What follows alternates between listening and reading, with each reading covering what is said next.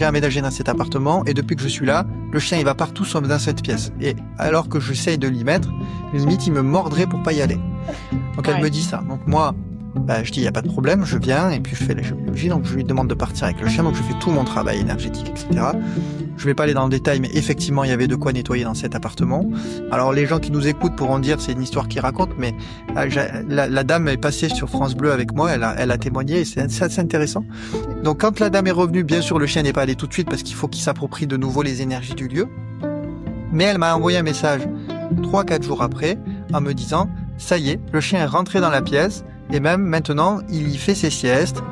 J'ai le cas d'une dame qui avait une 50aine de verrues sur les doigts. Ouais. Elle avait eu 3 ou 4 magnétiseurs qui étaient passés avant. Elle avait les verrues depuis des années. Et moi, donc elle me contacte sur recommandation, elle a lu mon livre et tout. Donc je lui dis, c'est pas parce que moi, je suis peut-être plus médiatisé, entre guillemets, que les magnétiseurs qui vous ont fait la séance, que ça va forcément marcher. Je vais tout donner comme je fais toujours dans mes séances. Mais voilà. Donc quand j'ai fait le soin, j'étais quand même assez perplexe parce que du coup, il y en avait plein qui étaient passés avant et personne n'avait réussi. Mais je l'ai fait et tout a fonctionné. Ça a mis 1 mois et demi, mais elle a perdu toutes ses verrues.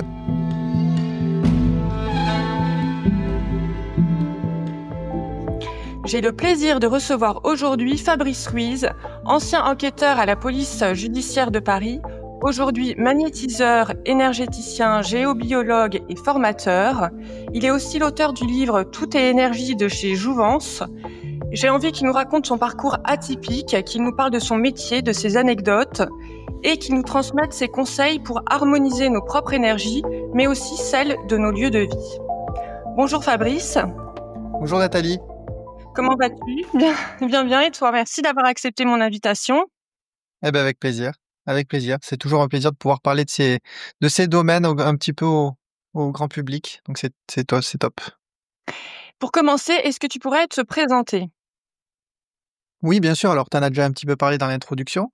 Donc, je m'appelle Fabrice Ruiz. J'ai 36 ans à la date de la vidéo. Je suis aujourd'hui magnétiseur énergéticien, géobiologue, formateur sur ces sujets et auteur du livre Tout est énergie aux éditions Jouvence. Comme tu l'as dit aussi, j'ai été enquêteur à la PJ Paris. Ça a été ma première expérience professionnelle. Et puis ensuite, mon chemin de vie, je pense qu'on l'abordera un petit peu plus en détail, m'a amené vers ma reconversion actuelle. Oui, tout à fait. Tu as eu un événement un petit peu où tu as eu Tout une à fait. période compliquée. Explique-nous. Et du coup, tu as eu un peu une introspection. Ouais, tout à fait.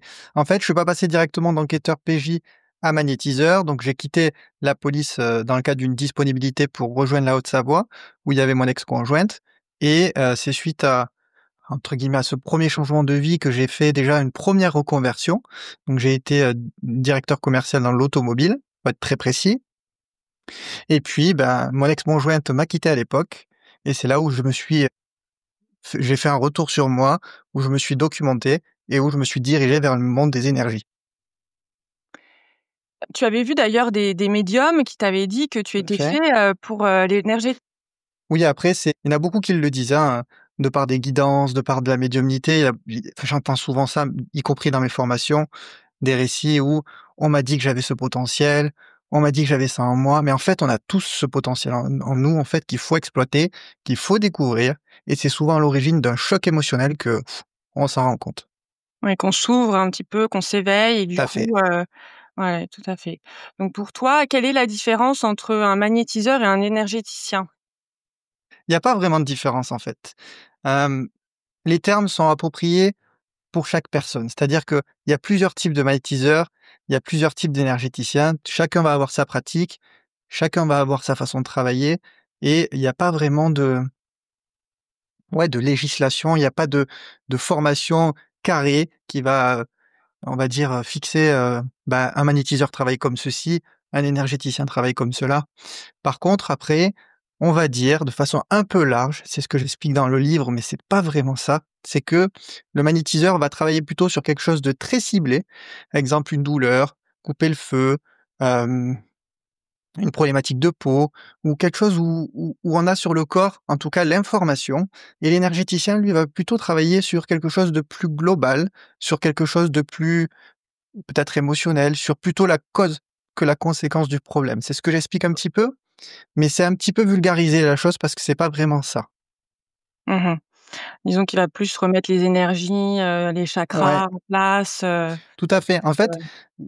Donc c'est c'est bien de plutôt travailler dire sur les 2. Toi, tu travailles C'est sur les plutôt 2. dire exactement, c'est plutôt dire le magnétisme va avoir une approche assez ciblée, qui va permettre de travailler sur une problématique connue et ciblée de la personne et les soins énergétiques, eux, vont avoir une approche un petit peu plus globale, un petit peu plus d'ensemble en travaillant sur et tout à ce que tu l'as dit, donc le système énergétique, donc c'est-à-dire chakra, corps énergétique et autres, choses qu'il peut y avoir sur la partie énergétique et donc c'est pour ça que moi, dans ma pratique, je dis que je suis magnétiseur parce que c'est un terme qui est connu depuis toujours, hein, c'est ancestral, Mmh mh. mais je travaille moi à la fois en magnétisme, mais aussi en soins énergétiques pour justement conjuguer, la cause et la conséquence du problème. Voilà, parce que pour moi, travailler que sur la conséquence, bah, il va manquer quand même, forcément la cause à travailler si elle est émotionnelle, s'il y a autre chose sur le plan énergétique et travailler que sur la cause, eh ben, ça va louper parce que si on travaille pas non plus de manière ciblée sur la conséquence, bah, ça va pas soulager suffisamment la personne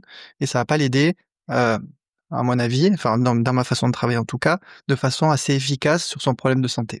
C'est pour Mmh. ça que moi j'aime bien cette double approche qui pour moi en fait n'en est qu'une dans ma façon de travailler, mais sur le marché, c'est vrai qu'il y a des magnétiseurs, des énergéticiens, mais en réalité, il n'y a pas de règle qui définit l'un ou l'autre, c'est plutôt chacun a sa façon de travailler, chacun va aborder la chose différemment, mais quand on regarde un petit peu ce qui se fait, c'est à peu près ça, quoi. C'est vraiment les énergéticiens vont avoir plutôt une approche énergétique d'ensemble et les magnétiseurs plutôt une approche ciblée. Alors que finalement, ben, moi, par exemple, je dis que je suis magnétiseur énergéticien pour que tout le monde comprenne, mais finalement, je pourrais dire que je suis que magnétiseur ou que énergéticien parce que finalement, ça a pas vraiment à mon sens, d'importance. Et tu dis aussi que en fait, dans le magnétisme, les gens qui ont du magnétisme, c'est qu'ils ont un taux de mannite plus élevé, c'est ça? Un taux de magnétite. Oui, En magnétite, fait, si pardon. si tu veux, tout le monde a du magnétisme. C'est-à-dire que tout le monde a de l'énergie, tout le monde a de la magnétite, qui est ce fameux fluide qui circule dans chaque être humain, dans chaque animal, dans chaque végétaux. C'est un fluide qui est commun à tout ce qui est vivant en réalité. Et donc, bah, cette magnétite, on dit que elle est plus élevée de base chez certaines personnes que chez d'autres. Mais Mmh. par contre, comme tout le monde en a, tout le monde peut la développer, tout le monde peut la travailler et tout le monde peut pratiquer le magnétisme. Donc c'est pas réservé exclusivement à une élite, c'est juste que de base, c'est un petit peu comme le sport, c'est un petit peu comme je sais pas moi, le dessin, comme la musique, il y a des personnes qui vont être plus douées que d'autres de base. Néanmoins, tout le monde peut faire du sport, tout le monde peut jouer un instrument et tout le monde peut dessiner, mais voilà, il y a des personnes qui seront peut-être un petit peu plus douées, qui vont progresser peut-être un petit peu plus vite, mais en soi, ce fluide, il nous parcourt tous et c'est aussi pour cette raison qu'on peut travailler, nous, en tant que praticiens, chez les personnes parce que, bah, c'est en manipulant leur fluide, que l'on peut, bah, rééquilibrer les énergies, qu'on peut enlever des énergies usées, qu'on peut y mettre des énergies nouvelles avec des intentions dans le but de justement soulager. Donc voilà, c'est plutôt ça. Ouais, et donc les problématiques, que tu peux soulager, c'est lesquelles? Il y a pas de limite en réalité. Moi, je travaille sur tout type de problématiques. C'est-à-dire que les magnétiseurs de l'époque, ce qu'on appelait Mmh. les guérisseurs, qui est un terme aujourd'hui qui n'est plus correct parce que ça n'existe plus et puis c'est plus autorisé de toute manière de dire ça. Eux, ils travaillaient beaucoup sur tout ce qui était maladie de peau, sur tout ce qui était verrues, tout ce qui était zona, eczéma. Ils travaillaient aussi sur, principalement peut-être des maux d'intestin. Ils travaillaient sur vraiment des choses assez récurrentes, on va dire. Il y avait beaucoup de choses qui revenaient. Mais aujourd'hui, en 2025, si moi je dois te faire un état des lieux de ce que je vois en consultation, je dois voir 10 de maladies de peau et 90 de problématiques émotionnelles. Donc vraiment, c'est un métier qui a beaucoup changé, qui n'est plus du tout ce qu'il était et moi, encore ce matin, tu vois, j'avais une personne qui venait me voir pour travailler sur une dépression en complément de ce qu'elle fait déjà de son côté avec, la médecine traditionnelle, avec, un suivi psychologique et donc moi, je viens apporter quelque chose en plus pour, bah, l'aider à avancer, pour l'aider à aller chercher peut-être quelque chose qu'elle n'arrive pas encore à trouver par, la méthode traditionnelle. Donc vraiment, il y a pas de problématiques, mais après on peut travailler de manière large sur toutes les problématiques de peau, sur tous les problèmes, on va dire de l'ossature, sur tous les problèmes musculaires. On peut travailler sur toutes les problématiques émotionnelles aussi. Mmh. On peut travailler sur tout type de problématiques de santé aussi, des pathologies. Après, ça ne veut pas dire qu'on arrive à tout résoudre, hein. Ça, faut bien être clair là-dessus, mais en tout cas, on peut tout travailler, tout essayer de travailler, il y a pas de limite. Moi, j'ai beaucoup de personnes qui viennent me voir aussi avec des cancers pour les aider aussi, sur soit les effets secondaires, soit sur, la résolution du cancer en complément, si Mmh. toutefois, on n'a pas d'autres solutions et qu'on n'y arrive pas au niveau de la médecine. Voilà, donc c'est assez large en fait comme réponse, mais c'est intéressant parce que le métier a évolué comme tout type de métier, je pense, hein. Il y a 50-100 ans, si on prenait, je sais pas moi, un métier, lié, je sais pas, à l'ingénierie. Moi, je vois mon père, il faisait des dessins, par exemple, d'ingénierie, pour les avions. À l'époque, il dessinait sur papier. Aujourd'hui, ils font sur ordinateur. Donc je pense que tout évolue et également dans les pratiques énergétiques. Et d'ailleurs, tu fais aussi, à distance. C'est vrai qu'on comment fonctionne un soin à distance? Des fois, on a du mal à comprendre que ça Ouais. puisse être aussi efficace. Tu coupes le feu aussi. Explique-nous comment ça fonctionne? Alors, je vais répondre déjà pour la première partie, pour le magnétisme à distance. En fait, pour comprendre le fonctionnement du magnétisme à distance, il faut comprendre celui de l'énergie, qui est, pour aller à l'essentiel, assez simple. Il faut comprendre que tout est énergie, c'est le titre de mon livre. Donc, ce qui Oui. veut dire que tout ce qui nous entoure, ça émet une fréquence, ça émet une vibration, ça émet une onde qui va s'articuler autour des éléments que sont l'eau, le feu, l'air, la terre et l'éther. Donc tout ça, c'est une énergie en constant mouvement et qui est à l'intérieur de nous, autour de nous, dans les lieux dans lesquels nous vivons ou même tout autour de nous dans la nature. Et donc les soins à distance, en fait, ils sont, ils sont basés sur le principe de magnétisme de l'air. Le magnétisme de l'air, c'est le principe selon lequel, on peut envoyer l'énergie d'un point A à un point B comme un vecteur. C'est vraiment un petit peu comme quand dans le livre où je prends le parallèle avec le téléphone, c'est un petit peu comme si on appelait avec un téléphone. Comment ça fonctionne? On appelle avec un terminal qui va émettre une onde, qui va être captée par une antenne relais et qui va le transporter à l'antenne relais la plus proche du téléphone cible et qui va lui envoyer le signal. Eh ben, l'énergie, c'est un petit peu pareil, sauf que nous, on n'a pas besoin d'antenne relais. La nature, elle est bien faite, vu que tout est énergie. C'est un petit peu comme si, on pouvait, en tout cas, envoyer le signal du point A à un point B sans limite, donc dans l'espace, hein. Et sans limite aussi dans le temps parce que c'est instantané, ça va pas voyager, c'est vraiment comme le téléphone, le signal il est immédiat. Donc on pourrait imaginer ça comme une onde en fait qui part du praticien et qui va aller sur la personne qui reçoit la séance instantanément comme si elle était devant nous. Après il nous faut un support la plupart du temps pour travailler. Moi je travaille sur une photo notamment, Mmh. je travaille pas sur un ordinateur en visio parce que, comme c'est des ondes, plus on a d'ondes qui nous entourent, plus on va être perturbé. Donc moi je travaille sur une photo et puis voilà, et puis les résultats sont pour faire le parallèle, on va dire qu'une séance à distance est 99,99 aussi efficace qu'un soin présentiel. La seule différence, ça va être la croyance de la personne qui reçoit le soin, parce que si celle-ci est sceptique, si celle-ci, ne comprend pas le fonctionnement et a un quelconque blocage, en fait, elle va, heu, inconsciemment ou consciemment, hein, bloquer ses Ouais, énergies et donc l'énergie ne pourra pas, eh ben, transiter du coup du point A au point B. Mais à sinon, faire, l'effet nocebo, quoi. un petit peu, on pourrait dire. Après, sinon, s'il y a pas ce rempart-là, si la personne est plus même si elle comprend pas, si elle est un peu incrédule, mais qu'elle est pas fermée, ceci étant, là, on peut travailler sans aucun problème parce que, moi, je travaille sur plein d'animaux, plein d'enfants, pendant qu'ils dorment, donc ils conscientisent même pas qu'il y a un soin et j'ai des centaines de résultats, que je pourrais faire, sur des molluscums, sur des verrues, sur des problèmes quand les enfants dorment, donc ils sont même pas au courant. Ils sont même pas au Mmh. courant des fois qu'il y a des soins parce que j'ai fait des bébés, donc ils conscientisent rien du tout. Fonctionne tout autant. Donc, à distance, hein, je parle. Donc c'est extraordinaire parce que ça nous permet de travailler, sur tout type de personnes sans limite. Après moi, j'aime quand même le contact humain et j'aime bien recevoir les gens en cabinet pour pouvoir échanger, pour pouvoir tout ça, mais c'est vrai que c'est quand même, fantastique de pouvoir soulager comme ça, À à distance. distance. Ça, c'est pour la première partie. Je te réponds pour la partie coupeur de feu?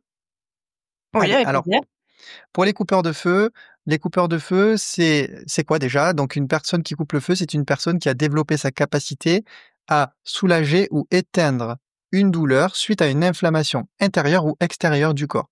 Donc c'est-à-dire, inflammation extérieure très simple, c'est une brûlure par le feu, par de l'huile, par, le soleil, donc tu te brûles et donc le coupeur de feu va, via des protocoles qu'il a, donc souvent c'était à l'époque par transmission, on disait qu'on transmettait le don, mais ça aussi c'est une capacité qu'on a tous à l'intérieur de nous parce que j'ai formé près de 250 personnes et toutes ont appris à couper le feu, donc tout le monde est capable de pouvoir apprendre à couper le feu. Et donc via un petit protocole, via une prière, selon les croyances, on intervient sur la zone dans le but de soulager et éteindre la douleur. Donc ça permet pas de guérir le problème entre guillemets, ça permet vraiment de couper cette douleur, couper ce feu en fait qui va continuer l'inflammation.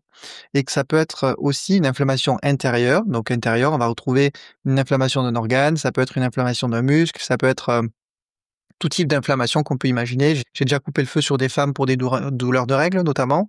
Voilà, on peut tout ce qui est un peu inflammatoire, le couper le feu va aider vraiment. D'ailleurs, les hôpitaux, transmettent souvent, le numéro de téléphone de Tout à magnétiseurs, fait, pour couper le feu, dans plusieurs tout à cas, fait. ouais, des brûlures. Tout à fait, dans les hôpitaux, dans le service des grands brûlés, ouais, ils ont des listes, qui mettent à disposition des personnes. C'est souvent des personnes qui sont, bénévoles et volontaires, hein, qui n'en font pas leur métier et qui viennent, soulager des personnes, suite à des gros feux d'incendie, enfin, en tout cas des grosses brû Et en magnétisme, quelle est la consultation qui t'a le plus marqué? Ah, c'est une question qui est assez complexe. J'en ai pas vraiment, toutes les consultations sont atypiques. C'est difficile à répondre parce que quand on a des consultations sur des personnes en fin de vie qui ont des cancers généralisés, qu'on fait notre maximum et que 2 semaines après elles décèdent, ça c'est marquant. Quand on a des consultations, ça n'a pas marché, on a tout donné mais ça n'a pas marché, mais c'est quand même marquant. Après quand on a des consultations sur des personnes où à l'inverse on croirait que ça ne va pas fonctionner et que ça marche, bah, c'est très marquant aussi. Notamment quand il y en a plusieurs qui ont essayé. Moi, j'ai le cas d'une dame qui avait, bon, c'était problématique beaucoup moins grave, mais bon, c'est toujours marquant, qui avait une cinquantaine de verrues sur les doigts. Ouais. Elle avait eu 3 ou 4 magnétiseurs qui étaient passés avant. Elle avait les verrues depuis des années, je sais plus combien c'était, 3 ou 4 ans, donc je l'ai eu il y a pas longtemps en plus, c'était, Mmh. en fin d'année dernière.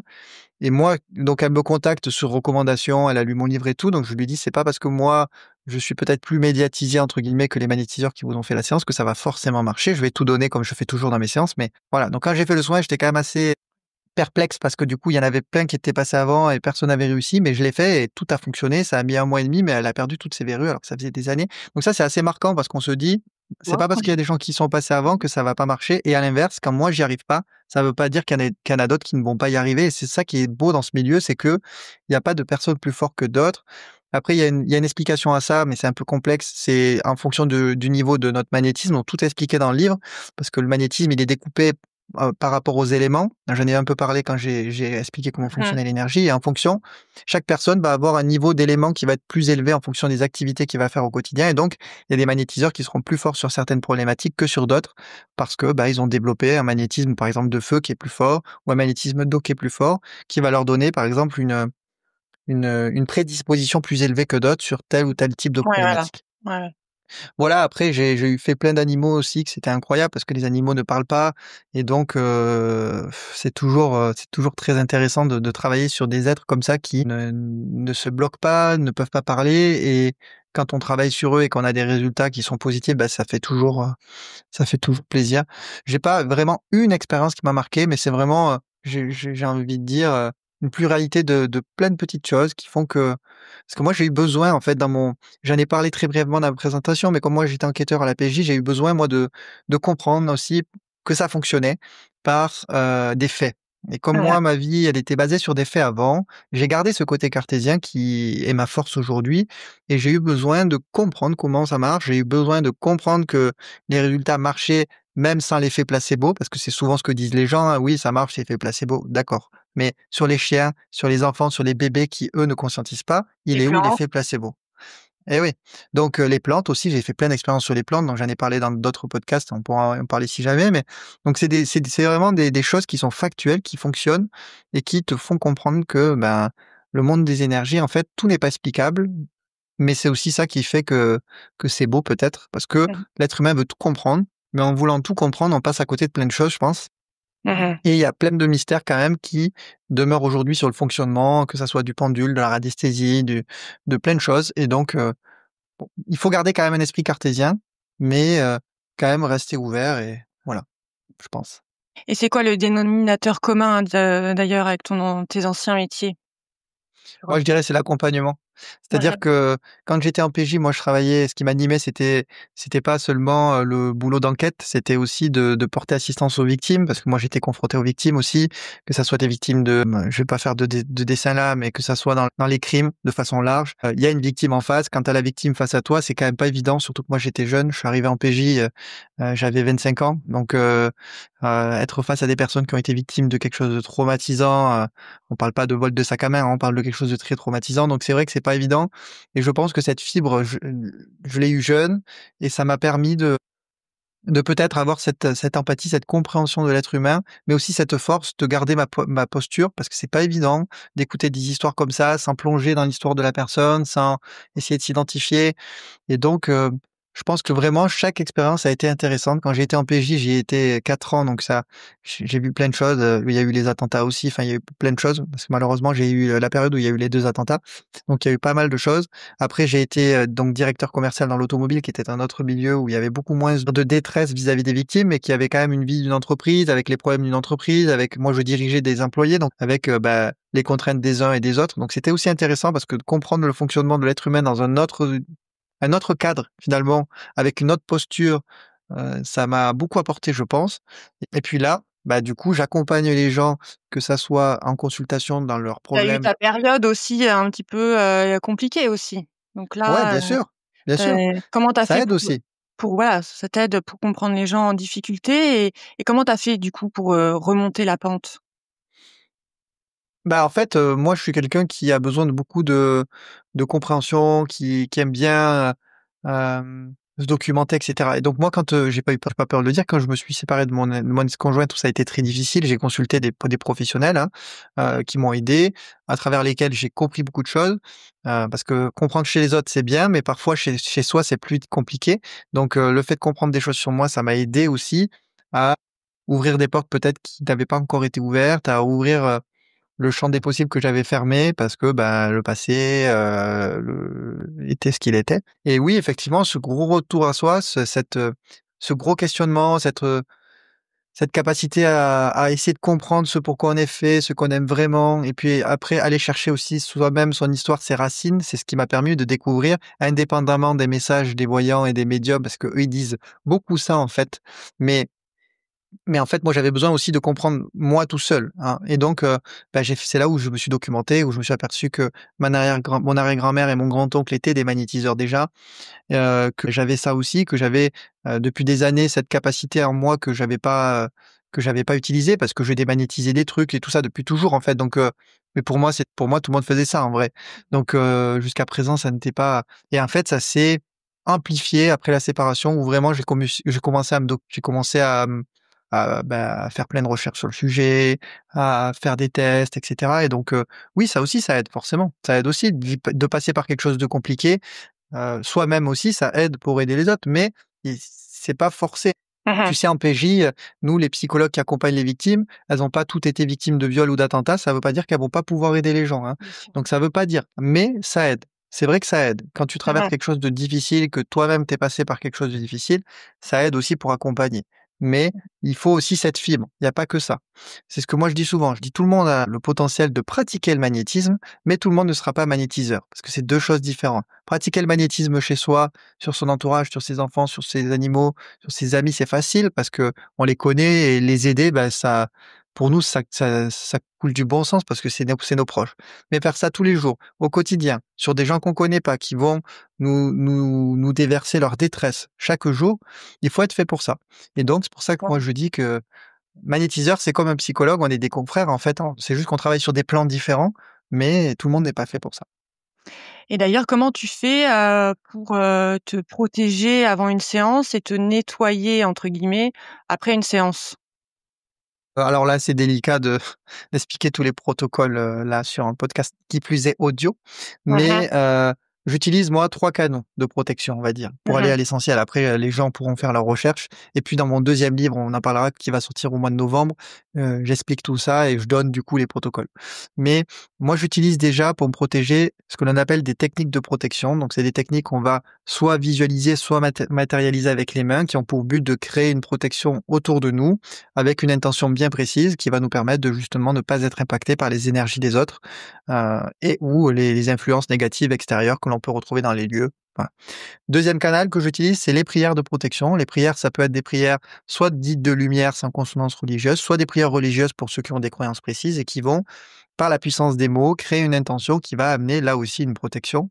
Et le 3e canal que j'utilise, c'est aussi les pierres de protection. J'utilise moi, à titre personnel, la labradorite, la tourmaline noire, l'œil du tigre et l'obsidienne noire et en fonction de l'utilisation que je vais avoir, je vais utiliser les pierres qui vont, qui vont me servir en face. Voilà. Pour donner C'est un petit peu des le outils, voilà. que tu utilises, Et ouais. après pour se nettoyer, pour répondre à la deuxième partie, moi je me nettoie tout simplement, sous un robinet d'eau après la séance, les bras, hein, des coudes jusqu'à la main, en faisant un angle de 45°, le coude vers le haut et la main, vers le bas et donc du coup, j'essaye de faire couler l'eau en visualisant que l'eau emporte avec elle toutes les énergies, du coup, que j'ai pu, manipuler pendant le soin.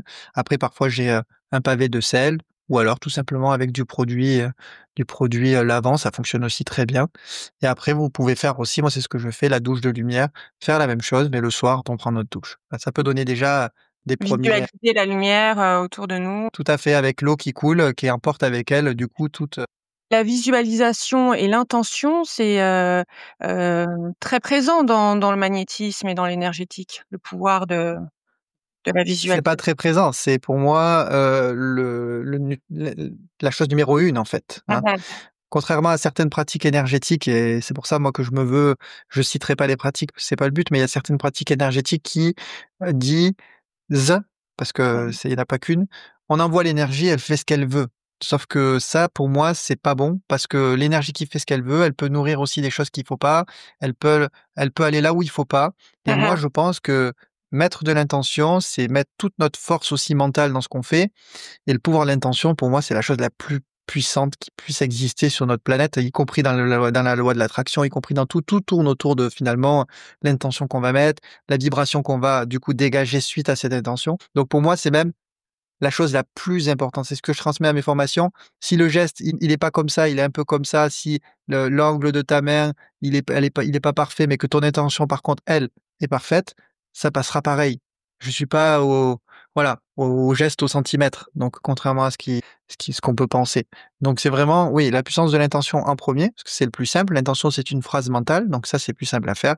Et pour ceux qui sont à l'aise, on rajoute la visualisation, qui est une image mentale. On visualise, on imagine les choses se passer et l'alliance des 2, ça fait quelque chose d'extrêmement puissant. Tu parles aussi dans ton livre de radiesthésie. Est-ce que tu peux nous expliquer un petit peu la radiesthésie? Ouais, alors là aussi, la radiesthésie, il y a eu, plusieurs temps. La radiesthésie déjà, ça s'appuie sur, une émission de radiation. Alors en fait, on va utiliser un outil dans le but de faire des recherches ciblées grâce aux radiations sur lesquelles on va se câbler, de façon très simple, pour pas dire la définition du dictionnaire parce que c'est pas très intéressant. Donc vraiment la radiesthésie, c'est une pratique qui va consister à utiliser un outil de détection, que ça soit des baguettes, que ça soit un pendule, que ça soit une antenne de laitière pour la géobiologie, peu importe l'outil, mais c'est un outil qui va nous permettre, du coup, de pouvoir capter une radiation, une fréquence de ce que l'on veut rechercher, exemple, trouver de l'eau, dans le but de, faire cette recherche. Donc, la radiesthésie a été utilisée depuis des millénaires pour trouver de l'eau, justement, parce que et d'ailleurs, en 2025, on trouve de l'eau que comme ça, hein. À Mmh. ce jour, si vous voulez faire un puits chez vous, vous appelez un sourcier et le sourcier, comment il fait? Il fait grâce à des baguettes, hein. Il n'y a pas d'autre moyen encore en 2025 de trouver de l'eau et d'ailleurs, il y a une précision qui est souvent, au mètre près, hein. Donc Mmh. si un sourcier vous dit: «L'eau est à 9 mètres», très souvent elle sera à 9 mètres, mais elle sera peut-être à 8,50, 9,50, mais elle sera pas à 13 ou 14, hein. En général, on tape Mmh. assez juste. Donc voilà, donc la radiesthésie, c'est vraiment une pratique qui va nous permettre de chercher des informations qu'on peut pas trouver autrement, notamment via le pendule. Donc pour expliquer ce qui est le plus utilisé aujourd'hui, le pendule, c'est tout simplement une masse suspendue par un fil. Donc on en fait tout un commerce autour des pendules, mais à l'époque, et moi-même je l'ai testé justement, parce que j'ai fait plein d'essais, si on prend une corde, on met un caillou en bas, ça fonctionne. Mmh. Il y a pas obligé d'avoir un pendule avec, une pierre à 300 €. Ça, c'est vraiment du commerce. À l'époque, il y avait pas de pierre à 300 €, hein. Ils prenaient Mmh. un fil, ils prenaient un caillou et ça marchait très bien. Et d'ailleurs, moi, en formation, il y en a plein qui le font avec des bagues autour de chaînes. C'est des bagues qui sont souvent des bagues, par exemple, de la grand-mère ou autre et donc ils font leur pendule avec une bague et ça fonctionne tout aussi bien. Et donc on peut rechercher via le pendule, plein de choses. On peut faire des recherches, bon, pour trouver de l'eau, certes, on peut essayer de retrouver des objets perdus. On peut essayer de trouver des personnes disparues, même si c'est pas pour moi une utilisation qui est simple déjà, parce que c'est très compliqué, et puis en plus qui est très viable, parce que c'est pas très Ouais. précis. Sinon, s'il y avait eu ça à l'époque où j'étais en PJ, ça aurait été facile. malheureusement. Mais après, on peut utiliser surtout pour faire des recherches énergétiques durant un soin, pour essayer de comprendre les déséquilibres, essayer de poser des questions vis-à-vis de la personne. Et ensuite, la dernière utilisation qui en est faite, c'est la divination. C'est pour poser des questions, pour essayer d'avoir peut-être des éléments de réponse sur des champs personnels, champs professionnels, voilà. Faut faire D'ailleurs, attention. tu dis qu'il faut pas utiliser la radiesthésie pour poser des questions, Ouais, sur, c'est ce que autrui j'allais sans dire. le consentement parce que ça peut donner un karma négatif. Explique-nous un peu. Tout à fait. J'allais justement y venir, sur cette partie divination. La divination, il y a 2 choses que moi, déjà, je ne recommande pas de faire. Mmh. La première, c'est faire la divination sur soi-même. Pourquoi? Parce que c'est très compliqué. Déjà, utiliser un pendule, déjà, ça demande une certaine dextérité, une certaine habitude, une certaine pratique, un niveau de pratique. Utiliser sur soi, dont on veut une réponse mentale, on va très souvent aiguiller le pendule. Ça veut dire que c'est très rare les personnes qui vont arriver à poser des questions sur elles-mêmes sans aiguiller elles-mêmes le pendule. Parce que on sait toujours que quand on pose une question, notre mental, il préfère toujours une des 2 réponses. Donc du coup, très difficile. Donc ça, c'est le premier axe.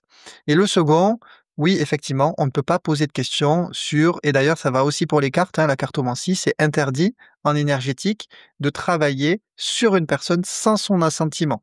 OK, ça Mmh. c'est que ça soit pour le pendule, que ça soit pour les cartes, que ça soit pour le magnétisme. D'ailleurs, moi, quand on m'appelle pour faire des soins sur des personnes alors que les personnes ne sont pas au courant, bah, c'est un non catégorique, en fait, c'est Mmh. interdit. Les seules raisons pour lesquelles on peut intervenir sur des personnes sans leur assentiment, il y en a pas de 36, hein, c'est si la personne ne peut pas le donner, donc si elle est dans le coma, par exemple, donc ça m'est Mmh. déjà arrivé. Donc si elle peut pas elle-même donner, bah, du coup, c'est le responsable direct qui va nous le donner, donc les enfants. Si c'est un enfant, parce que, bah, l'enfant, un bébé ou un enfant de 3 ans, bah, il peut pas donner son sentiment. Et si c'est un animal, pareil, l'animal, bah, on prend le maître Mais pourquoi tu dis que voilà. ça donne un karma négatif? Parce que tu n'as pas le droit et en énergétique, quand tu fais quelque chose dont tu n'as pas l'autorisation de faire, il y a ce qu'on appelle le retour de karma, qui est, en gros le retour de bâton, hein, pour vulgariser. C'est-à-dire quand tu Mmh. vas, dans la vie de quelqu'un alors que tu en as pas donné l'autorisation, et ben, à un moment donné, l'univers va te renvoyer ce que l'on appelle le retour de karma, c'est-à-dire le retour de bâton. Et pour tes mauvais actes, parce que c'est considéré comme un mauvais acte de fouiller dans la vie personnelle des gens, et ben, un jour ou l'autre, tu vas te choper, bah, une mauvaise expérience, quelque chose de négatif. C'est ce qu'on D'accord. appelle un petit peu le retour de bâton. Mais le karma, on n'a pas que du négatif, mais il fonctionne aussi dans le positif. À Mmh. l'inverse, quand vous faites au quotidien des bonnes actions, quand vous aidez les gens, et cetera, bah, l'univers va vous aider à vous développer, va vous aider à trouver, ce que vous voulez, va vous mettre les bonnes personnes sur votre chemin. Voilà. Donc, le karma, ça fonctionne dans les 2 sens. C'est comme la loi de l'attraction d'ailleurs. On n'en parle que Mmh. dans un sens, mais la loi de l'attraction du côté négatif est beaucoup plus puissant que la loi de l'attraction positive. C'est ce que j'en Mmh. parle moi, j'en parle dans le livre, j'en parle dans la formation. Ton livre, il est complet. Tu apprends à développer le magnétisme, à harmoniser nos chakras. Tu parles de la loi d'attraction. Ouais. Tu parles il y a plein de quiz, d'exercices pratiques pour, apprendre à magnétiser. Il y a vraiment plein, Tout plein à de fait. choses. C'est vrai qu'il est complet, il est facile à lire, il est amusant à faire. Merci beaucoup, merci beaucoup. Ben j'ai souhaité faire ça pour le premier en réalité. C'est-à-dire que je trouve que c'est un monde qui est trop mystique d'un point de vue extérieur. Je trouve qu'il y a très peu de livres ou même de personnes, hein, qui arrivent à, entre guillemets, «vulgariser» la chose. Et Mmh. moi, vraiment quand je me suis lancé là-dedans, c'est vraiment ce que je me suis rendu compte. Je me suis rendu compte que tout était soit, compliqué, soit, trop perché à mon sens, soit difficile d'accès, et donc j'ai souhaité moi faire comme premier livre quand les éditions Jouvence m'ont contacté pour un projet. Moi, je leur ai dit: «J'aimerais bien pour le premier plutôt faire un livre grand public qui va indiquer pas mal de sujets, qui va parler de pas mal de choses pour pouvoir dégrossir un petit peu ce monde qui est vraiment mystique». Qui sur le papier et pour les personnes qui le connaissent, le livre sera peut-être un peu simple, mais pour les personnes qui n'y connaissent rien, ben, au moins il sera accessible et voilà, donc j'ai parlé de plein de sujets, j'ai parlé des émotions parce que les émotions, ça a un impact sur l'énergie. J'ai parlé de la géobiologie qui est peu connue aussi, donc l'énergie des lieux. J'ai parlé effectivement des chakras, donc des centres d'énergie et comment faire pour, seul, de notre côté, essayer de les rééquilibrer ou du moins les harmoniser. J'ai parlé du magnétisme, j'ai parlé des coupeurs de feu, enfin voilà, j'ai essayé de dégrossir et dans le second, par contre, ce sera plutôt un livre ciblé protocole d'action. L'idée, c'est de donner les clés aux gens, de pratiquer le magnétisme à la maison. Donc ce sera vraiment, un livre plutôt action. Maintenant que le premier a Voilà. dégrossi, le deuxième, on passe à l'action et comment je fais? Mon enfant, il s'est fait une entorse à la cheville, comment je vais faire? Eh ben, moi, je vais vous expliquer comment vous allez faire pour pouvoir apporter quelque chose à votre enfant pour qu'il guérisse plus vite, hein, en complément peut-être de ce que la médecine va apporter. Il faudra toujours faire bien sûr les traitements médicaux, mais comment faire pour couper le feu? J'explique Oui. aussi. Ce sera Ça vraiment va être un ciblé sur le magnétisme. ouais, ouais, mais j'apprends quand même, je vais apprendre aux gens à couper le feu, je vais Mmh. apprendre aux gens à expérimenter. Pour que les gens prennent conscience qu'ils ont tous ça en eux. Et après, ils Ouais. seront pas tous faits pour devenir magnétiseurs, on en a déjà parlé, mais au moins, ils pourront aider leurs proches, ils pourront aider les petits bobos du Oui, quotidien. d'ailleurs, tu fais des formations. Il y a des personnes qui veulent, faire les formations pour devenir magnétiseurs et il y en a d'autres, Ouais. c'est par passion, pour eux, pour leur famille, voilà. Ouais, toutes les raisons sont viables, hein. Moi, en Mmh. formation, tous les élèves ne s'installent pas, hein. J'ai formé près de 250 personnes. Je dirais qu'il y en a tout juste la moitié, en fait, qui veulent en faire leur métier. Le Mmh. reste, c'est pour le plaisir, parce qu'ils adorent ça ou parce que ils veulent aider effectivement leur entourage proche, mais ils se sentent pas d'aider le grand public parce qu'encore une fois, c'est pas facile. C'est un métier, c'est pas voilà, c'est C'est pas facile d'accueillir, tous les jours au quotidien de la détresse des gens qu'on connaît pas. Il faut avoir cette fibre. mmh C'est pour ça que tout est juste et moi j'aime bien avoir tous les profils et tous les motifs parce que finalement, ben, toutes les raisons sont bonnes, hein. et tu as tous les âges, Ouais, en formation. j'ai j'ai eu, dans une même session, une élève de 19 ans, c'est ce que j'explique, dans ma dernière vidéo YouTube. Une élève de 19 ans et une élève de plus de 70 dans la même session. Donc ça fait un écart de génération qui est extraordinaire parce que, bah, forcément quand, on a ça, ça pourrait être, la grand-mère, donc forcément elle se retrouve dans une formation où elle vient d'apprendre quelque chose, donc ouais, je trouve ça génial et puis tous les profils aussi, hein. J'ai eu, je sais pas moi, des ingénieurs, des infirmières, des professeurs des écoles, profs de maths, profs de SVT. J'ai eu tout ça. Il y a pas que ça n'attire pas seulement que Oui. les gens, qui sont, hyper spirituels, hyper religieux, non. Enfin, en tout cas, moi. Alors est-ce que c'est mon profil qui attire ça? Très probablement, mais moi, je vois que j'ai de tout. Ça, c'est sûr et c'est ce que moi j'adore d'ailleurs, parce que si j'avais que des gens, entre guillemets, «méga spirituels» et je pense que je m'ennuierais. J'aime bien voir moi cette variété de profils et que tout le monde se retrouve autour de la table avec sa propre histoire, ses propres qualités et puis au bout du chemin, bah, chacun a quelque chose à apporter. Ouais. Et tu es aussi, géobiologue. Quand et pourquoi on appelle un géobiologue? Alors la géobiologie, c'est l'énergie des lieux déjà. Mmh. C'est la géobiologie, c'est l'étude de l'influence d'un lieu sur le vivant, de manière très synthétique. Donc c'est-à-dire qu'on va étudier tout ce qui va se passer, dans le lieu et tout ce qui peut impacter le vivant. Et la géobiologie, il y a 3 axes, 3 types de nuisances. On va retrouver les nuisances énergétiques, les nuisances naturelles, donc de la terre et les nuisances artificielles qui sont les nuisances créées par, bah, par exemple les téléphones et tout ce qui nous entoure. Donc en réalité, la géobiologie est encore très peu connue, hein, de nos jours, donc ce sera très probablement l'objet d'un troisième livre que je ferai. Hem, mais généralement, quand on nous appelle, c'est que les personnes ont chez elles des problématiques qui sont liées au lieu. Alors soit c'est des problématiques qui peuvent être des problématiques un petit peu plus énergétiques, donc c'est-à-dire les personnes entendent des bruits, entendent des bruits de pas, ont des lumières qui scintillent, des faits un petit peu «paranormaux» entre guillemets dans leur maison. Mmh. Donc ça fait partie de quasiment la plus grosse des demandes, hein, pour être transparent. Heu et après sinon, il y a des gens qui peuvent nous appeler aussi. Moi, j'ai beaucoup de demandes par rapport à des faits qui se passent dans la maison, mais qui se répètent. Par exemple, des fuites à répétition, des problèmes dans la maison en répétition et cetera et qui veulent comprendre pourquoi. Mais en fait, si tu me demandes à moi la question, hem, on devrait tous faire une étude de son lieu de vie parce que, indépendamment de l'énergie du lieu qui est très importante, les histoires qui se sont passées dans le lieu, que ça soit, les disputes, que ça soit, s'il y a eu des décès, que ça soit, les colères, tout ça, les murs, en fait, s'en imprègnent et quand tu vas dans la maison, bah, tu es au contact de ces énergies, y J'ai fait compris comme un podcast la semaine dernière avec Nathalie Calvé qui est maître, feng shui. ouais, Et c'est vrai que, bah, voilà, elle le disait, l'importance, du lieu, en Asie, ils font tous, une étude, feng shui, avant de construire leur maison et cetera, c'est, et c'est vrai que, on n'y pense pas, mais c'est tellement important parce que notre lieu de vie agit sur, nos organes, nos émotions et il y a vraiment des répercussions qu'on connaît pas. nous, on a 30 ans de retard en Occident. Ouais, non, c'est vrai. Nous, on comprendra dans 30 ans que, il est important, avant de construire une maison, de regarder ce qu'il y a sous la terre. On comprendra, que quand une maison a 300 ou 400 ans, qu'il faut absolument la nettoyer avant d'y vivre parce que, bah, il y a eu, 7-8 personnes qui se sont succédées avec toutes les histoires. Donc eux, ils ont compris Ils ont Mmh compris, mh. mais pas seulement les lieux, hein, ils ont aussi compris que il fallait, travailler les énergies en prévention avant d'être malade. La Chine notamment, c'est un pays où 80 des choses qui se font, c'est en prévention, hein. C'est quand ils doivent, quand ils sont dans le curatif qu'ils ont échoué, eux. Ils ont vraiment une approche qui est différente de nous, où nous, on va être que dans le curatif et très peu dans la Mmh prévention, en mh. fait, en France.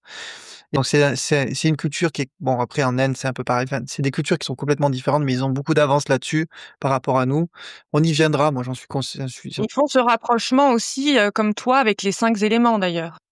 Ouais, bien sûr, mais ça Voilà. c'est après la Chine, c'est un peu différent, ils rajoutent d'autres éléments.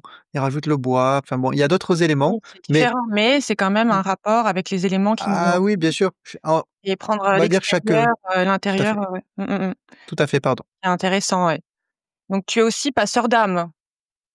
Ouais, alors c'est un terme qui est c'est effectivement, mais oui, bien sûr, en fait, quand on travaille, je trouve, en énergétique et dans les lieux, si on sait pas, nettoyer tout ce qui est parasite et tout ce qui est, aberrant dans un lieu, on peut pas faire le travail concrètement, hein. Parce que Mmh mh. passeur d'âme, c'est un mot qui est très actuel, mais moi je dis pas vraiment ça. En fait, moi j'ai appris, la capacité à pouvoir, faire passer entre guillemets «de l'autre côté», soit des âmes humaines pardon, errantes. Donc ça veut Mmh. dire des âmes qui sont, soit proches des gens, attachées aux gens ou alors dans les lieux. Donc c'est des êtres humains décédés qui ne sont pas passés de l'autre côté. Donc il y a plein de raisons pour lesquelles ça peut arriver, j'en ai mis dans le livre, pour ceux que ça intéresse, j'invite à acheter le livre, il y a tout dedans. Soit sinon après il y a tout un tas de parasites et c'est ça qu'on trouve le plus aujourd'hui et que je trouve le plus dans les consultations. Les parasites de façon assez large, on pourrait imaginer ça par des insectes invisibles, même Mmh. si c'est pas vraiment ça, mais c'est pas grave, qui, pour que ça parle au plus grand nombre, qui vont se coller aux énergies des gens pour, bah, du coup, leur pomper leur énergie et cetera. C'est pour ça que dans le livre, moi, je prends l'image du tic énergétique. Pourquoi? C'est vraiment ça. C'est comme un tic chez les chiens. Le tic, lui, quand il va voir le chien passer, hop, il va sauter sur le chien, il va essayer de se faufiler et il va aller le piquer pour lui piquer son sang. Eh ben, les parasites énergétiques, c'est exactement pareil dans le fonctionnement. Après, c'est plus complexe, mais c'est pour que les gens puissent comprendre. Bah, c'est pareil, c'est-à-dire que vous allez aller dans un lieu, si ce lieu, il y a des parasites dedans et que vous avez une énergie qui est un peu fragile, si vous avez une aura qui est un peu fragile, ils vont se dire: «Là, je vais pouvoir y aller», hop, ils vont sauter sur vous comme un tic, ils vont s'attacher à votre énergie et ils vont vous pomper votre énergie et en fonction de l'endroit où il va se trouver, en fonction du type de parasite que c'est, bah, ça peut créer des problèmes en plus de la du manque de vitalité parce qu'il va vous pomper de l'énergie, ça peut créer des fois des problèmes ciblés dans des endroits du corps. Donc moi, j'ai eu pas mal de résolutions, notamment de migraines. J'ai eu des personnes migraineuses depuis des années où juste enlever le parasite qui était logé au niveau de la tête a pu débloquer le problème, alors que c'était une errance médicale, c'était juste un parasite. Donc comme quoi des fois alors, faut pas faire, de généralité, hein, bien sûr, mais ça veut dire qu'il faut regarder un petit peu de ce côté-là aussi parfois, pour débloquer des situations sur lesquelles on n'arrive pas à trouver de solution. Mmh.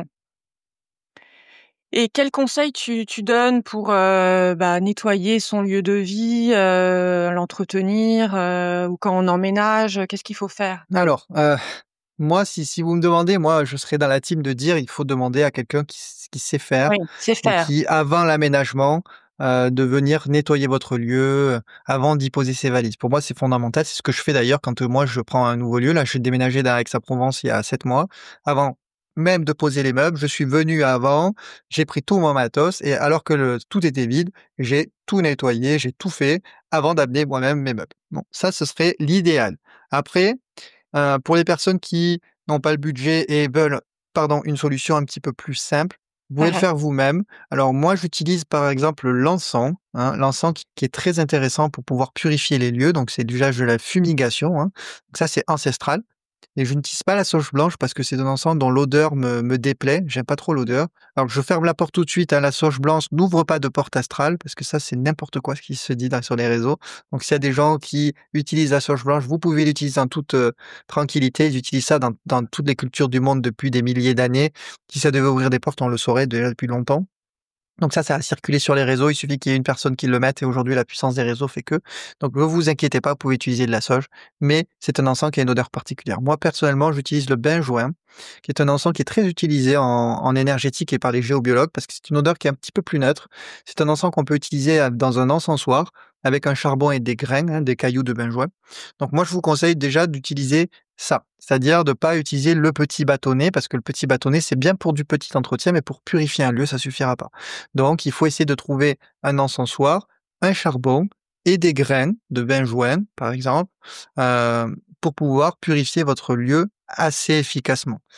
Une fois que vous avez fait ça, vous pouvez, pour ceux qui y croient, utiliser une neuvaine. Moi, j'utilise en géobiologie, j'achète des neuvaines à l'archange Saint-Michel, qui est un archange très efficace pour tout ce qui est protection, purification, etc.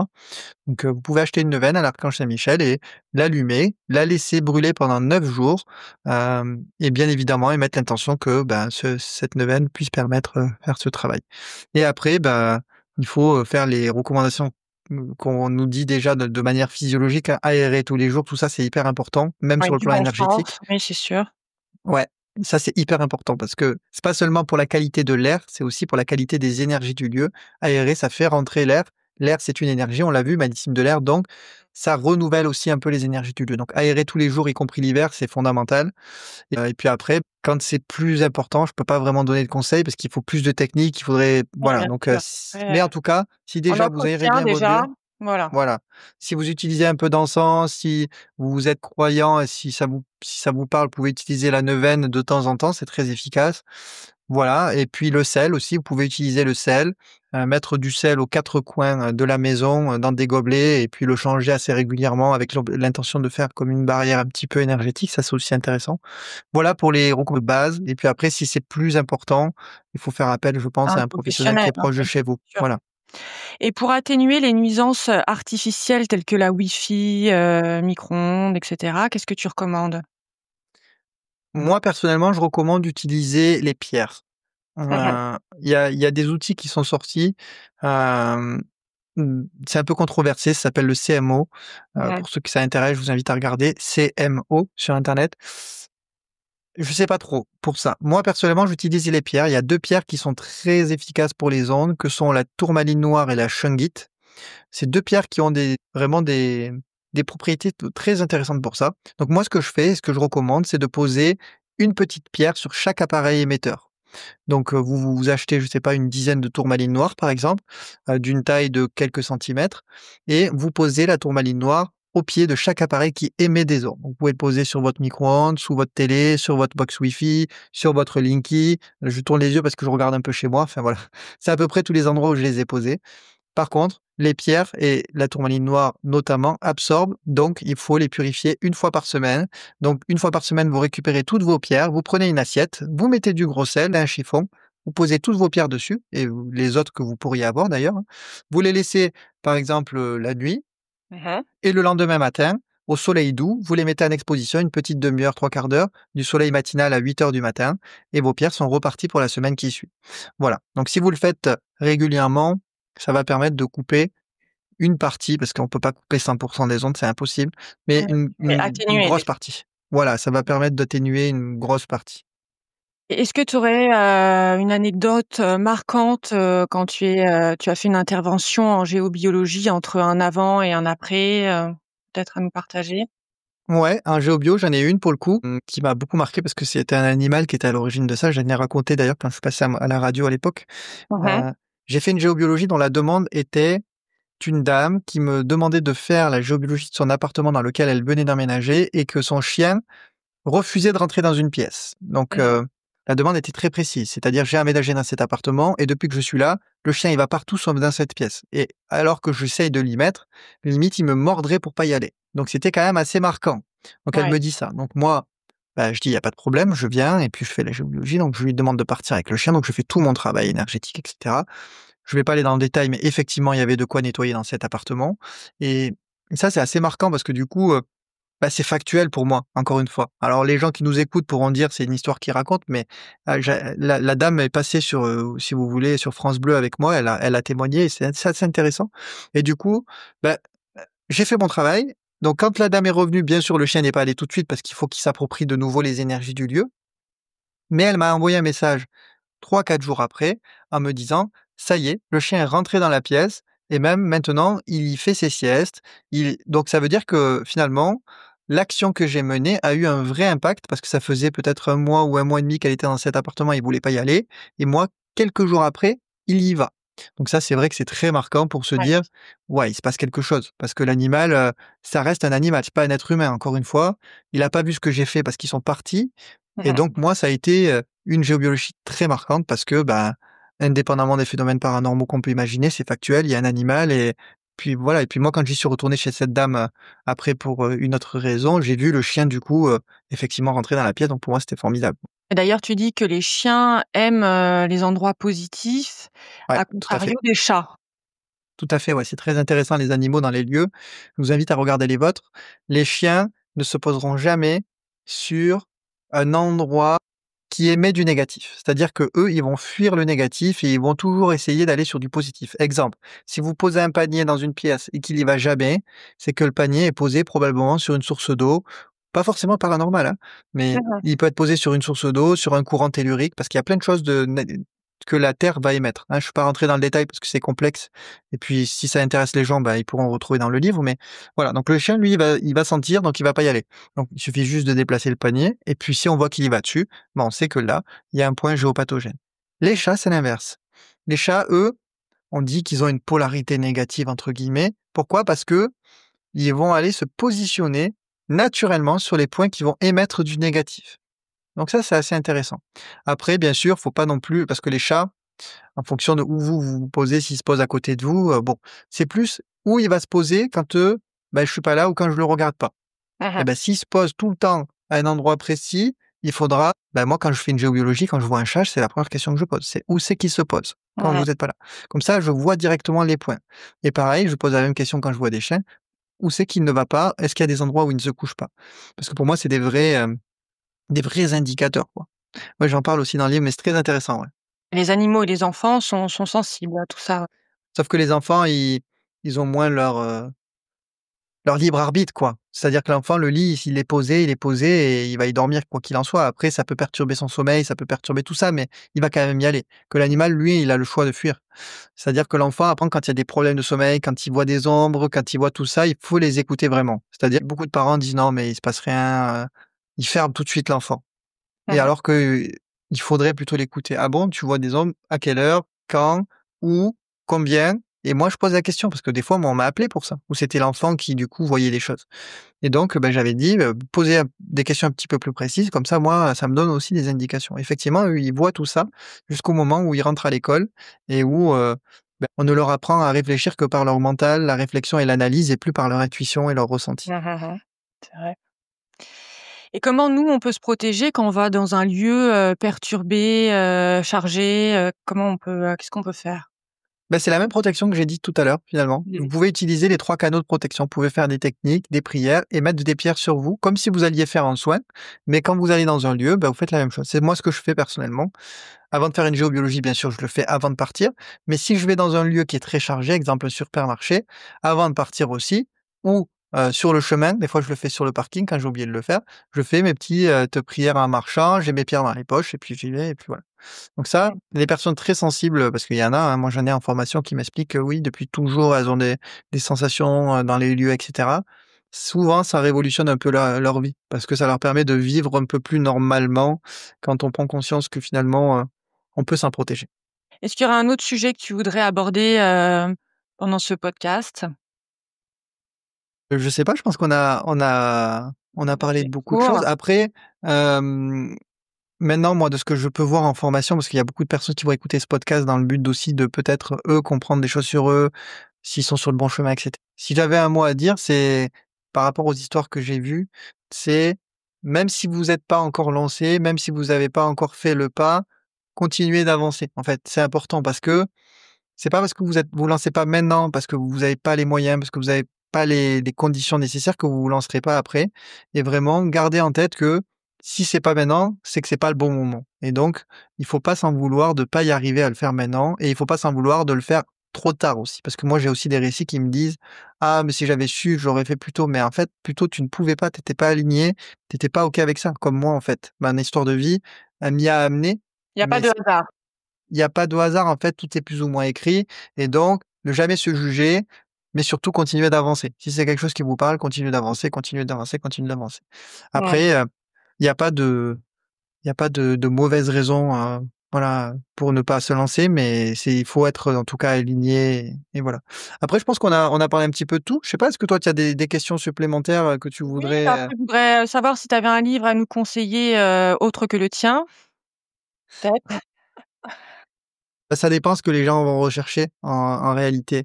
Je sais pas, Hem, dans les livres que moi tu as lus, qui t'ont marqué, qui t'ont inspiré? ouais, après dans les livres, moi j'aime alors dans les livres concurrents, j'ai un peu de mal parce que du coup, si j'ai écrit, c'est parce que je trouvais pas de livres qui que je trouve assez simples d'accès et cetera. Mais dans les livres un petit peu développement personnel, moi j'aime bien les livres, qui sont connus et qui sont un peu bateaux, mais les Mmh. 4 accords Toltec notamment, Bien sûr. Le pouvoir du moment présent qui ont été des livres pour moi, des lectures qui ont été, très intéressants dans mon cheminement, et dans mon changement de vie. Ouais, s Déjà pas mal. il y a La clé de votre énergie, Natacha Calestrémé, je lui fais pas forcément de pub, mais c'est un livre très intéressant qui ne se lit pas. C'est un livre qui se vit, il y a des protocoles, il y a pas mal de choses à faire là-dedans pour aider à travailler sur soi, à couper peut-être certains blocages que vous ressentez. Donc c'est un livre qui peut être intéressant. Et après, si vous voulez apprendre plus sur le magnétisme, il y aura bien évidemment le mien qui va sortir en novembre où je mets beaucoup d'énergie, je suis en train de l'écrire actuellement. Donc novembre 2025, parce que ça dépend quand est-ce que les personnes écouteront le podcast. C'est sûr, si elles l'écoutent en 2026, il sera déjà sorti. Mais voilà, donc après ça dépend, je sais pas si les gens font des commentaires sur les podcasts, mais si jamais ils ont des questions, ils pourront peut-être nous poser, puis je pourrais Tout à fait. les aiguiller. Et après un film à nous conseiller aussi? Hem Moi, j'ai bien aimé, alors c'est pas vraiment un film, c'est plutôt un documentaire, mais Les Bâtisseurs des Anciens Mondes. Je sais pas si tu connais? BAM, Bâtisseurs Anciens Mondes, donc il est trouvable, je crois, sur Amazon Prime ou vous l'avez sur YouTube, je sais plus. C'est un documentaire qui, fait voyager des experts à travers le monde sur les lieux, un peu, sacrés et ancestraux et qui essaye de, heu, comprendre comment ils ont pu faire il y a 15 000 ans, il y a 10 000 ans pour construire des édifices que l'on connaît aujourd'hui, hein, que ce sont les pyramides, que ce soit le Machu Picchu et cetera, avec une précision incroyable, alors même qu'il y avait rien, il y avait pas d'outils et cetera. Intéressant. Intéressant, ouais. Ah, pour ceux qui aiment bien toute la partie médiumnité, il y a un documentaire sur Netflix que j'ai adoré, c'est À l'écoute de l'au-delà, avec Tyler Henry, qui est un médium très connu aux États-Unis, hein, qui a 300 000 personnes, je crois, sur liste d'attente. Donc ils l'ont suivi, Netflix. Alors après, c'est du Netflix, c'est très probablement romancé, mais c'est assez divertissant et assez intéressant aussi à regarder. Voilà, après, C'est je pense que parti. déjà ça peut donner un peu Oui, de merci. grain à moudre. Et après toutes ces années d'expérience et de pratique dans l'énergétique, de soins, de consultation, qu'est-ce que la vie t'a appris? Bah, presque le mantra que je dis au quotidien. Je pense que la vie m'a appris que tout est énergie et que l'entretenir, c'est vraiment s'assurer une vie meilleure, je pense. Je pense que toutes les actions que l'on mène, bah, ça détermine aussi notre énergie et vice versa. Et en fonction de si on va prendre soin de notre énergie, si on prend soin de nous et si on le fait bien, on va vivre bien. Et à l'inverse, si on délaisse notre corps, si on délaisse notre énergie, si on délaisse notre esprit, et ben après, faut pas s'étonner aussi d'avoir, des problématiques de santé. Ouais, je pense que vraiment, moi, ce que ça m'apprend le plus au quotidien au regard des consultations, c'est que, bah, les personnes qui vraiment avancent et arrivent à s'en sortir, ce sont des personnes qui, quand même, bah, utilisent l'huile de coude, quoi. Enfin, il y a pas de moi, nous, tout seuls, on n'est pas des magiciens, c'est un préjugé. Donc vraiment, si vous voulez avancer, si vous voulez progresser sur vous, si vous voulez découvrir, des choses sur vous, bah, il faut passer à l'action, hein. Et moi, ce que je dis souvent, c'est pas vraiment un mantra, mais l'échec, en fait, c'est de ne pas essayer, finalement. Mmh. Donc, si vous essayez pas, vous êtes sûr d'échouer. Parce que finalement, vous allez pas aller vers ce qui vous plaît et vous allez rester dans une situation, dans un métier qui ne vous plaît pas et à un moment donné, vous allez, vous sentir pas bien. Par contre, si vous essayez et que vous avez échoué, ben, au moins vous regretterez pas d'avoir essayé. Donc, heu, donc voilà, moi ce que j'ai pu retenir, c'est ça, c'est que moi dans mes divers parcours, dans mes divers reconversions, au final, bah, si j'ai plus ou moins réussi toujours, c'est parce que j'ai toujours essayé de me donner à fond, j'ai toujours eu l'humilité de d'apprendre et j'apprends toujours aujourd'hui et me remettre en question et d'avancer et d'essayer et d'échouer. Parce qu'aujourd'hui, je fais plein de projets et il y a des choses que je lance qui ne fonctionnent pas forcément, et il y a des choses que je lance qui vont fonctionner et donc si je fais rien en même temps, bah, il va rien se passer. Donc si je dois te dire quelque chose, c'est plutôt ça. Et le tips, pour vraiment entretenir, son énergie au quotidien, ça ce serait quoi pour toi? Déjà de la comprendre. Mmh. Comprendre le fonctionnement, déjà. C'est pour ça que j'ai écrit ce livre, comprendre comment ça marche, comprendre, qu'est-ce que sont les chakras, comment ils fonctionnent, qu'est-ce qu'on peut faire pour les entretenir et après moi ce que je dis dans le livre, c'est essayer de faire une routine bien-être. C'est-à-dire une fois qu'on a compris comment ça marche et on a compris un petit peu l'interaction que ça va avoir sur les plans physiques, émotionnels et énergétiques, d'essayer de déterminer dans sa journée du temps, chaque jour, pour faire une pratique qui va justement nous aider à ben, entretenir notre énergie. Ça peut être une méditation, ça peut être une activité, ça peut être, je sais pas, une balade, ça peut être n'importe quoi, mais qui va travailler sur un besoin précis. Moi, je pense qu'il faut essayer déjà de comprendre comment ça fonctionne les énergies, déterminer le besoin principal et une fois qu'on a le besoin, mettre en place des actions en face pour justement travailler là-dessus. Exemple, si vous savez que vous, c'est plutôt, un manque d'ancrage, si c'est plutôt, une perte de racines, si c'est plutôt des questionnements, si vous vous sentez perdu, éparpillé, eh ben, pour retrouver son chemin, déjà, il faut se reconnecter à des choses qui sont naturelles, que sont les énergies de la nature, pour rétablir cette connexion avec la terre, retrouver un bon ancrage. Donc, ça peut se faire par des méditations d'ancrage, ça peut se faire par des balades en nature, ça peut se faire par juste aller marcher dehors, se mettre en extérieur quand on a un petit peu de temps. Et voilà, c'est vraiment ça, c'est essayer de comprendre un petit peu comment ça fonctionne, comprendre son besoin et mettre des choses en place. Vous pouvez aussi mettre des pierres en place, vous pouvez, utiliser plein de Le choses, il y a plein de son canaux. aussi, le son, c'est important. Il y a le son, il y a les mantras, il y a les huiles essentielles, il y a plein de sujets sur lesquels vous Faire les pouvez choses qui nous font plaisir et tout penser à à fait, soi, prendre soin de soi, c'est important. tout à fait, mais il faut déjà comprendre le réel besoin et ça, c'est pas Mmh. toujours simple parce que les personnes peuvent des fois se sentir pas bien. Mais moi, c'est ce que je peux constater, c'est que finalement, le besoin principal n'est pas toujours bien cerné et donc arriver à déjà bien comprendre, ses propres déséquilibres, ses propres besoins et mettre en place en face ensuite, en fonction de ce qui vous plaît, ce qui vous attire, si c'est le son, si c'est plutôt la les activités, si c'est plutôt méditatif, si c'est les pierres, bah, trouvez votre truc. Oui, d'ailleurs, dans ton livre, tu apprends à harmoniser ces chakras et chaque chakra, correspond, à un besoin, à un organe et c'est vrai Tout à que fait, ça donne la réponse de ce qu'on a besoin, en fait. Si on a tout à fait. cette problématique-là, si ça correspond à ce chakra-là, qu'on peut harmoniser de telle façon. Donc tu donnes vraiment les clés dans ton livre pour, tout harmoniser et Tout à avoir, fait. une bonne énergie, ouais. C'est exactement ce que je viens d'expliquer, donc tu l'as résumé, effectivement dans le livre, c'est ce que j'explique, hein. J'explique la théorie pour que les gens comprennent et ensuite s'approprient ça pour pouvoir travailler dessus. Après, Oui. on peut aussi le faire par prévention, c'est ce que j'explique dans le livre. On peut faire une routine, énergétique, hein, au même titre qu'une routine bien-être, que des gens qui se mettent des produits sur la peau, le visage. On peut inclure une routine énergétique dans une journée. Il y a 7 jours dans la semaine, il y a 7 chakras et ben, pas attendre forcément de ne pas être ancré pour travailler son ancrage. Donc on peut faire un jour un chakra. On peut imaginer faire ça. C'est bien, si vous n'avez pas de problématique spéciale, bah, vous pouvez travailler tous vos centres d'énergie par prévention, pour, bah, justement, qu'ils soient toujours à l'équilibre, qu'ils soient toujours bien cultivés. Ça peut Bien. aussi se faire. Alors ton livre, on le retrouve, un peu partout, sur Amazon, à la Fnac, Tout à fait. vraiment partout. Donc tu fais aussi des consultations à distance et en présentiel? Tout à fait. Là, je suis sur Aix-en-Provence maintenant. Donc, les consultations se font au sein de mon cabinet à Aix-en-Provence, les formations aussi d'ailleurs, hein, pour ceux et celles qui veulent se former en présentiel, c'est sur Aix-en-Provence. Après, pour la partie à distance, donc je fais aussi des consultations à distance, donc j'en ai un petit peu expliqué le fonctionnement, dans ce podcast, donc c'est sur photo que je travaille avec un rendez-vous comme en condition cabinet, hein.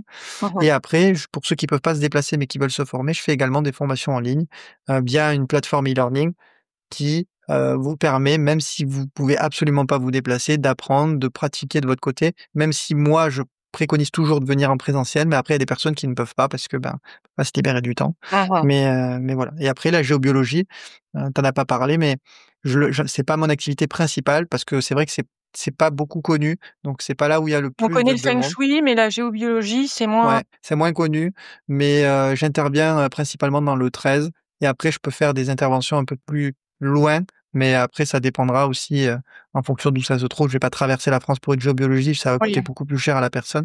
donc Mais ça voilà, tu c'est viens, pour vous dire. tu peux pas faire à distance, quoi. Il y en a qui le pratiquent, mais moi me concernant, pour les lieux, j'aime bien m'imprégner du lieu. C'est Mmh. vraiment autant les êtres humains, je peux travailler à distance sans aucun souci, mais moi le lieu, j'ai quand même cet aspect de je viens comme moi j'ai cette capacité d'observation peut-être que j'ai eue et travaillé à l'époque dans la police, quand je viens dans le lieu, je regarde, j'analyse avec les yeux, j'essaie de comprendre comment c'est achalandé, comprendre un petit peu les énergies et ça sur photo, je n'arrive pas à le faire. Donc c'est Ouais. pour ça que je me suis laissé, je me suis laissé que ça. J'ai pas fait de géobiologie à distance parce que j'aime trop moi me m'imprégner. Ouais, ton ressenti, Tout à donc fait. on peut retrouver, sur internet tes coordonnées, donc Fabrice Ruiz. Vous avez sur mon site internet www.fabriceruiz.com toutes les informations sur les consultations, les formations, la géobiologie et également le livre. Vous avez les liens principaux, vous avez le lien Amazon, Fnac et Cultura. Après, vous pouvez le trouver dans toutes les librairies de France. S'ils l'ont pas en stock, vous pouvez le commander dans votre petite librairie de quartier. Mmh. Parce que comme c'est été édité chez les éditions Jouvence, du coup, bah, toutes les petites librairies peuvent le commander, donc il y a aucun problème. Et puis Et pour après ceux que ça intéresse, pardon, excuse-moi. c'est moi qui te coupe. Et sur, Instagram et YouTube aussi, sur YouTube, tu fais des vidéos, justement pour vulgariser tout ça? Tout à fait. Et ce que j'allais justement le dire, et pour ceux que ça intéresse, justement, j'ai une page Instagram et une chaîne YouTube. Donc, le pseudo, je pense que tu le mettras peut-être Oui, je dans la mettrai. description, mais c'est @fabrice-ruiz-magnétisme. Donc, vous me retrouverez sur Instagram. Heu, Attention parce qu'il y a peut-être des faux comptes. Donc, j'ai la pastille bleue. Donc, si vous voulez me suivre, j'ai une pastille bleue et là, à date de la vidéo, plus de 30 000 abonnés sur Instagram. Et puis sur YouTube, il y a qu'une chaîne, je crois, donc il y aura pas de problème. Donc, Fabrice Ruiz Magnétisme aussi sur YouTube. Et Voilà. puis, voilà, s'il y a des commentaires, des questions, pas hésiter. Voilà. Ouais, bien sûr, on y D'ailleurs, répondra. des fois, tu as des commentaires, ça t'arrive pas très sympathiques, je crois que tu disais, genre, charlatan et cetera. Ouais, bon après, en même temps, j'en ai peu, je pense, au regard de OK, ce de qui tes mar doit se faire sur le marché. Ouais, mais il y en a toujours et il y en aura toujours, hein. De toute façon, comme je l'ai dit, l'être humain, il est quand même assez particulier. Des fois, il veut tout comprendre et quand il y a quelque chose qu'il comprend pas, bah, forcément, ça n'existe pas. Donc ouais. ça, ce sera et il faut le respecter aussi et moi, je critique pas forcément ça, ça fera toujours partie du jeu, qu'on soit magnétiseur, qu'on soit, policier, qu'on soit, n'importe quel métier. De toute façon, il y a des gens qui vont nous aimer, il y a des gens qui vont nous détester ou pas nous aimer. Donc faut vivre avec, je pense et surtout se concentrer sur les gens qui, eux, sont intéressés et ont besoin d'aide et pas sur ceux justement qui veulent, nous nuire et prouver que ce que l'on fait, c'est nul. J'ai envie de dire, bah, qu'ils restent dans leur manière de penser et peut-être qu'un jour, quand ils auront besoin, eux aussi s'ouvriront et ils viendront vers nous Ou qu'ils plutôt que de lisent le rentrer dans le livre, combat. comme ça, ils comprendront et voilà. Oui, s'ils veulent. Bon après, ces gens-là, ils vont pas dépenser de l'argent, je pense, pour essayer de comprendre, mais en tout cas, si un jour parce que moi je le sais, j'en ai eu vu, hein, que ça soit dans mes anciens collègues et cetera, qui n'étaient pas du tout ouverts à ça et comme moi je me suis ouvert à ça et qu'ils me connaissent, et ben, ça a éveillé leur curiosité et puis, effectivement, ils ont un avis qui est très différent de celui, qu'ils avaient avant, hein. Ouais, ou ça peut Donc arriver, quelqu'un qui a eu un petit souci, qui a un souci faux, qui finalement va faire appel, à un magnétiseur et puis ça fonctionne, beh, et puis là, bah, il s'ouvre, à bien tout sûr, ça et il c'est change pour de ça que point de vue, donc c'est vrai que voilà, tout est c'est bon les haters, il faut les laisser un petit peu dans leur coin et pas trop s'en même mmh, si des fois c'est un peu dur parce que bon voilà, c'est pas toujours évident, mais il faut ouais. essayer de faire abstraction, quoi. Mmh mh. Tu as aussi, surtout beaucoup de bienveillance, des encouragements, une belle communauté Ouais, ça c'est sur ça qu'il faut se avec nourrir. plus de 30 000, personnes sur, Instagram. C'est surtout ça qui est très positif pour toi, ouais. Ouais, il faut se nourrir du positif. Mmh Faut mh. pas occulter le négatif, ce qui nous permet de modifier un petit peu notre façon de faire, notre façon d'être. C'est toujours intéressant aussi d'avoir des commentaires négatifs des fois sur Oui. des prestations, sur le livre, sur des formations. C'est ça que je dis aux gens: «Dites-moi réellement ce que vous en avez pensé». Mais oui, après quand c'est vraiment, négatif, nocif, c'est même plus, objectif. On voulait, peut-être, si c'était possible, est-ce que tu pourrais nous faire un petit exercice de magnétisme? Ouais, ouais, bien sûr. Alors, je vais essayer de le guider. C'est pas évident parce que du coup, les gens n'auront pas la vidéo forcément, mais c'est pas grave. Je vais essayer de guider par la voix. Alors, l'exercice, pour ceux qui veulent le reproduire et qui veulent du coup voir, il est aussi disponible sur ma chaîne YouTube. Ça s'appelle la boule d'énergie. Donc, c'est un exercice que tout le monde peut faire, tout le monde peut ressentir. Et donc, je vous invite du coup à essayer depuis chez vous. Alors, l'exercice est très simple. Je vais vous inviter, moi, à vous mettre debout. C'est le plus simple. Mmh mh. Donc là, je vais pas me lever sinon ça va faire du bruit, mais debout. Mmh. Donc les jambes bien ancrées dans le sol, donc ça veut dire il faut essayer de déverrouiller très légèrement les genoux, de façon à ce qu'on sente un petit peu plus de poids dans les pieds. Quand on a ça, il faut frotter ensuite les mains l'une contre l'autre pendant une dizaine, quinzaine de secondes pour amener l'énergie au niveau des mains. Donc ça va créer de la chaleur, le frottement. Donc on fait ça pendant une petite quinzaine de secondes.